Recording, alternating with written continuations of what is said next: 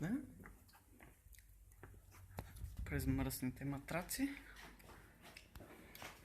До вратата ми.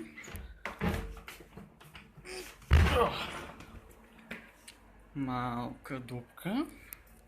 Да влезем в малкичката дупка. Да погледнем нагоре. Божке. Да погледнем на там. Смосна. Ти не го бях виждал? Добре, да погледнем нагоре. Прекрасният ми таван. Като за кокошки. Стабилното ми легло. Да. Въртичката ми. Оп. Така. И гледката през чама. И приятния звук.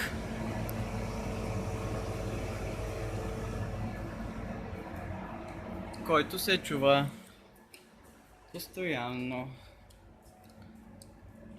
Да. Да. Сега е дупка.